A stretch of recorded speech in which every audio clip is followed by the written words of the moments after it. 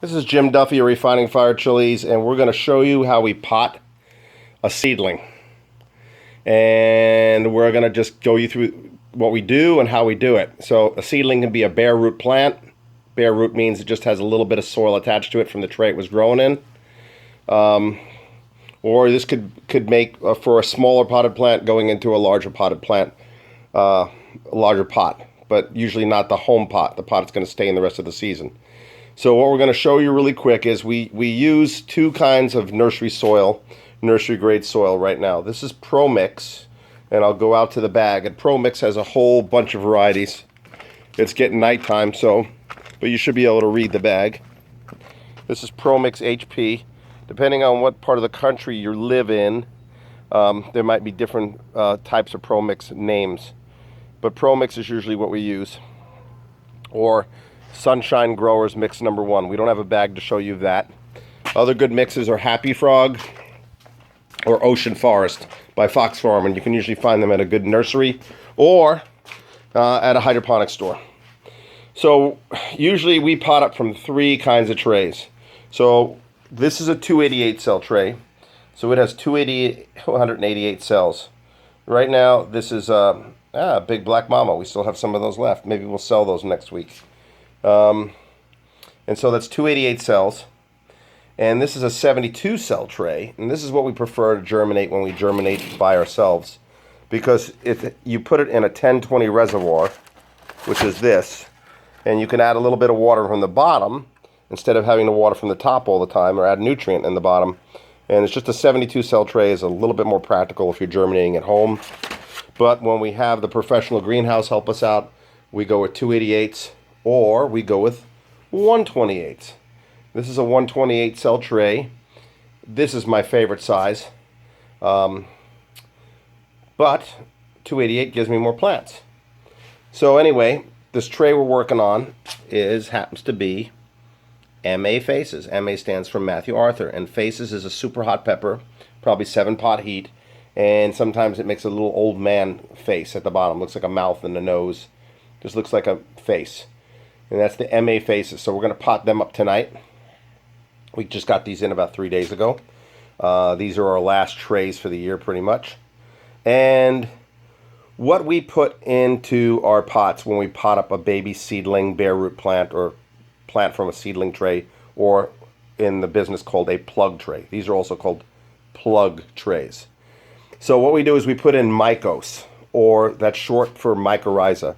Mycorrhiza is a beneficial microorganism that helps the root take in nutrients more effectively, helps plants become more drought resistant and more disease resistant. The microorganisms in the soil, which we call living soil, work in symbiosis, that's a fancy name, symbiosis, with the plant, in harmony, in nature, the way God intended, and they absorb what they need to absorb, and they just do better, and they're just healthier. So a lot of soils get pesticides, kill off beneficial microorganisms. Chlorine in your house water supply kills beneficial microorganisms. And too much heavy nitrogen fertilizer will do it. What feeds microorganisms? Blackstrap molasses or unsulfured molasses mixed with a gallon of water will feed the microorganisms and cause them to develop a bigger population and be healthier. So what we do is these pots are 3-inch pots, and we take a Sharpie marker. I've mentioned this in a lot of the pepper groups. This is a garden marker from Greenhouse Megastore. They're about $3. Why do I buy these markers? They do not wash off your tags. They don't. They're the best marker I found for tags. But we use the other end, the fat end, and we stick it down all the way to the bottom and wiggle it around and make our hole for our plant. Then we come by and we put in a pinch of the mycorrhiza granules. It also comes in powder. And now they have some liquid formulas, but I prefer the granules. Just store in a cool, dry place, because once it gets watered, it gets activated and the microorganisms start doing their thing. And so you don't want to leave a bag of this or a box of that stuff in the sun. So we go over to our tray of MA Faces, and we take out a good plant, which pretty much all of them are.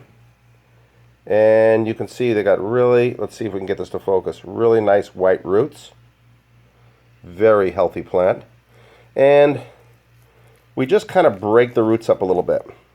Now in a 288 tray, I'll show you, the roots are wrapped a little tighter. That's not root bound. Root bound is when roots start shutting down and not absorbing nutrients. They'll also be wound up tight. That's one of the things you'll see. But that's not root bound. Root bound is when they get brown and they're shut down. They won't absorb.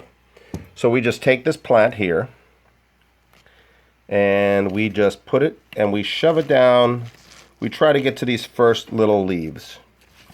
And then we just gently put the soil around it. Then we feed it with a good root nutrient or half strength nutrient, regular grow nutrient. One good root nutrient is called Roots Accelerator. It's made by the Dutch. And it's really expensive, but you only use like 1 ml per gallon. So we'll feed it that, and we'll feed it a little bit of nutrient. We won't put these in direct sun, even though these trays are in 30% grade shade cloth, so they're pretty much direct sun. We'll kind of put these under shade cloth where they're getting almost a full day of sun and let them get bigger and stronger. And in about 2 weeks, they'll be full of roots in the pot, and then we'll transplant them to their final home, which could be a raised bed, the field, or a big pot. Okay? So we're going to go over to this 288 cell tray, and we're going to pull out one of these big black mamas. And you can see, let's get focused here. Focus. The roots are still really white and healthy, but you know, they've got nowhere to go, so they've kind of wrapped pretty tight.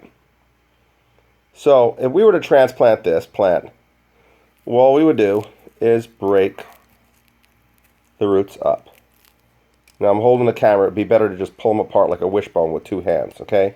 But we break the roots up, okay? Can you see that? Then we put the mycorrhiza in the pot, and then we plant it extra deep, and then pat the soil around the hole. And this plant will root out a little bit slower than the 128, because the 128 is already bigger, but the one from the 288 will be a little bit slower, okay? But it'll catch up to it and be a nice healthy potted plant in a few weeks as well. So the smaller tray just means you go a little bit slower. Doesn't mean you have a bad rotten root bound plant. I'm going to stick this back in the tray. So thanks all for watching. I hope this helps you guys get an idea of how I pot up from a plug tray or a bare root plant that I mail to you guys when I wrap the roots up. It also applies to just taking a smaller potted plant and put it into a bigger pot. Same way you do it.